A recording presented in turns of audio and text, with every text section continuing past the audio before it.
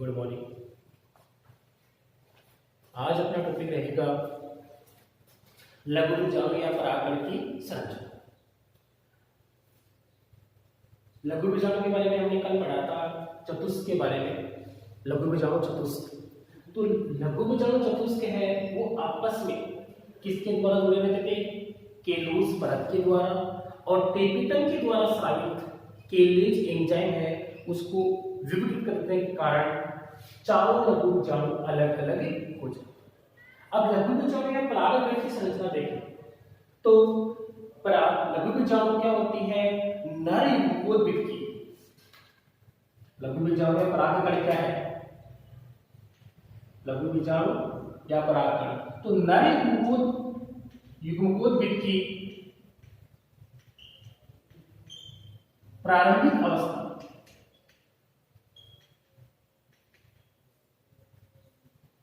लघु बीजाणु का परागकण क्या है? तो नर युग्मोद्भिद की प्रारंभिक अवस्था है, वही परागकण या लघु बीजाणु कहलाता है। अब ये जो नर युग्मोद्भिद होता है वो एक केंद्र की व टेक्टिका युक्त जीवद्रव्य सघन जीवद्रव्य युक्त होती संरचना होती है। अब जो लघु बीजाणु है उसका जो व्यास देखेंगे वो होता है 25 से लेकर 50 माइक्रोमीटर। 25 से लेकर 50 माइक्रोमीटर। तो लघु बीजाणु है या परागकण है, उसकी जो संरचना देखते हैं अपन, तो उसमें दो चीजें दिखाई देती है। बाहर की तरफ होती है एक्साइट और आंतरिक छोर को बोलते हैं एंटाइल। बाह्य छोर व आंतरिक छोर।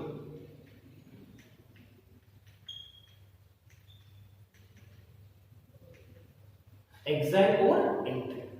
तो बाह्य छोर यानी परागकण है, उसके ऊपर दो आवरण होते हैं, बाह्य छोर, दूसरा कौन सा होता है? आंतरिक छोर।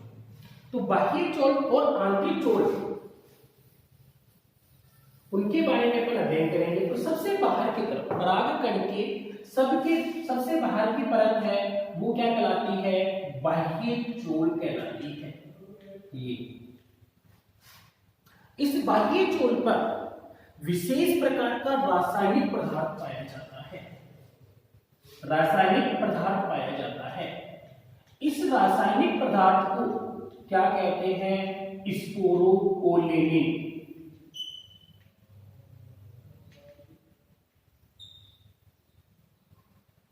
और आपने पढ़ा भी था कि स्पोरोपोलेनिन का निर्माण कौन करता है? टेपिटम की कोशिका।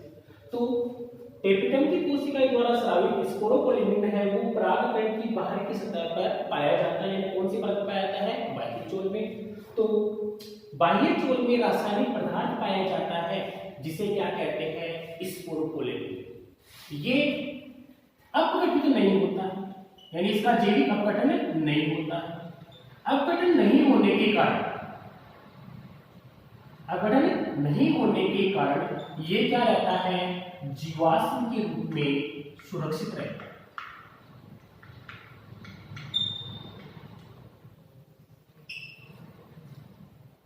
तो एक बार बोर्ड में ईयरली 2015 में क्वेश्चन पूछा गया था कि परागकण लंबे समय तक सुरक्षित क्यों रहते हैं? परागकण लंबे समय तक सुरक्षित क्यों रहते हैं? तो उसका कारण क्या है कि परागकण की बाहरी सतह पर किसका अंग पाया जाता है? स्पोरोपोलेनिन का अंग पाया जाता है, जिसका आसानी से अपघटन नहीं होता है और जीवाश्म रूप में या लंबे समय तक परागकण क्या रहते हैं? सुरक्षित रहते हैं। अब जिस स्थानों पर, यानी कुछ स्थान ऐसे रहते हैं परागकण में जहां स्पोरोपोलेनिन नहीं पाया जाता है, जैसे मान लो मैंने हटा दिया, तो कुछ स्थानों पर स्पोरोपोलेनिन का अभाव होता है, जिसके कारण क्या बन जाते हैं? छिद्र बन जाते हैं। क्या बन जाते हैं? छिद्र। यानी बाहरी सतह पर क्या बन जाते हैं? छिद्र। इन छिद्रों की संख्या अलग अलग में अलग अलग होती है। द्विबीजपत्रियों में ये छिद्र होते हैं, इन छिद्रों के द्वारा परागनली बाहर निकल बाद में परागनली बाहर निकलती है। तो जो छिद्र बनते हैं जहां स्प्रोपोलिन नहीं पाया जाता है वहां पर छिद्र बन जाते हैं, इससे परागनली कहां निकलती है, बाहर की तरफ निकलती है। और इन छिद्रों की संख्या अलग अलग होती है। द्विबीजपत्रियों में इनकी संख्या, छिद्रों की संख्या कितनी होती है, 3, जबकि एक बीजपत्रियों जो छिद्र है उनकी संख्या कितनी होती है, इन्हीं छिद्रों के से बाहर की तरफ क्या निकलती है, परागनलिका निकलती है।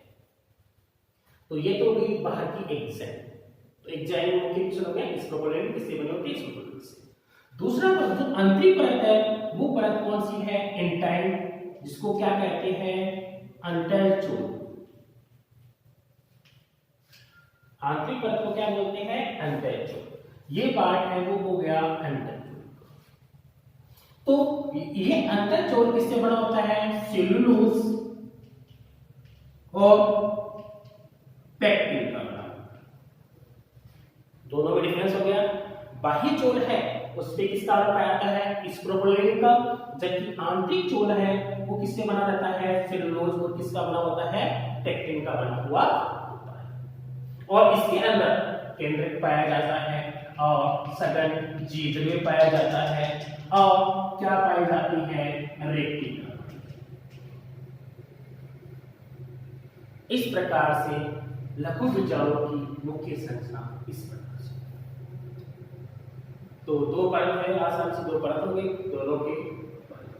अब यहां पर एक है कि जो लघु बीजाणु है तो वो कहां बने थे, लघु बीजाणु घनी में। अब लघु बीजाणु जब परिपक्व हो जाती है तो उसमें क्या होता है, स्फुटन होता है, यानी परागकण बाहर निकलते हैं। तो लघु बीजाणु घनी है या कहेंगे परागकोश। परागकोश में जब परागकण या लघु बीजाणु परिपक्व हो जाती है तो परागकोश है वो क्या हो जाता है, फट जाता है, या परागकोश की भित्ति फट जाती है, जिसे क्या कहते हैं, परागकोश स्फुटन। जब परागकोश क्या हो जाता है, परिपक्व हो जाते हैं और परागकोश परिपक्व होने के पश्चात परागकोश फट जाते हैं, उस क्रिया को क्या कहते हैं, परागकोश स्फुटन कहते हैं। और परागकोश स्फुटन के दौरान ये परागकण कहां आ जाते हैं, लघु बीजाणु घनी से कहां आ जाते हैं, बाहर की तरफ आ जाते हैं। तो ये जो परागकोश ये भाग है, इसे परागकोश कहा था हमने। तो इससे परागकण जब बाहर आते हैं तो कौन कौन से तरीके से ये परागकोश पड़ता है, उसके आधार पर परागकोश के स्फुटन को कितने भागों में बांट दिया गया है, 4 भागों में डिवाइड कर दिया गया है, 1, 2, 3 और 4। पहला है सबसे पहले अनुदैर्ध्य स्फुटन। जब परागकोश है उसमें लंबवत स्फुटन होता है तो उसे अपन क्या कहते हैं, अनुदैर्ध्य स्फुटन। यानी यहां पर जो स्फुटन हो रहा है लंबाई में अनुदैर्ध्य या लंबवत होता तो उसे क्या कहते हैं, अनुदैर्ध्य स्फुटन। इस प्रकार का स्फुटन कौन से प्लांट में होता है, धतूरा है, कपास है, गुड़ है, इसमें। जबकि दूसरा प्रकार है अनुप्रस्थ स्फुटन। इस प्रकार के स्फुटन में जो परागकोश है लंबाई में, परंतु यहां अनुप्रस्थ, यानी जैसे परागकोश है तो इसके अनुप्रस्थ भाग में पट या फटता है, जिससे परागकण कहां निकल आते हैं, बाहर की तरफ निकल आते हैं, जिसे कौन सा बोलते हैं, अनुप्रस्थ स्फुटन। ये किसे पाया जाता है, तुलसी में पाया जाता है। तीसरा प्रकार है कपाटी स्फुटन। इसमें जो परागकोश है वो कपाट के रूप में एक हो सकता है या अधिक कपाट हो सकते हैं, एक या अधिक कपाट में खुल जाता है, जिससे परागकण कहां निकल आते हैं, बाहर निकल आते हैं। इसे क्या बोलते हैं, कपाटीय स्फुटन। ये किसमें होगा, दालचीनी। और चौथे प्रकार का है सैरंध्री। अब सैरंध्री यानी रंध्र, यानी परागकोश की सतह पर एक या दो छिद्र बन जाते हैं और छिद्र के द्वारा यहां से परागकण कहां निकल आते हैं, बाहर निकल आते हैं, उसे अपन क्या बोलते हैं, सैरंध्रीय स्फुटन कहते हैं। ये किसमें मिलेगा आपको, बैंगन व आलू है उसके पुष्प है उनके परागकोश में इस प्रकार का स्फुटन होता है। तो ये आज हमने यहाँ देखा सबसे पहले लघु बीजाणु की संरचना जिसमें दो परत थी, एक्सैन, दूसरी कौन सी थी, इंटाइन।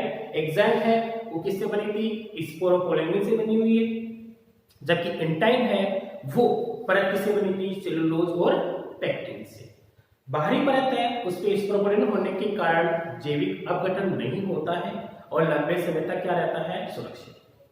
फिर अगर परागकोश परिपक्व हो जाता है तो उसमें स्फुटन कितने प्रकार से होता है, 4 प्रकार से। पहला अनुदैर्ध्य, दूसरा अनुप्रस्थ, तीसरा कपाटीय, चौथा सैद्धांतिक। अगर लंबवत हो जाता है तो अनुदैर्ध्य, अनुप्रस्थ हो तो अनुप्रस्थ स्फुटन, कपाट के रूप में खुले तो कपाटीय स्फुटन और रंध्र के रूप से छिद्रों के द्वारा अगर परागकण बाहर आते हैं तो उसे सैद्धांतिक स्फुटन कहते हैं।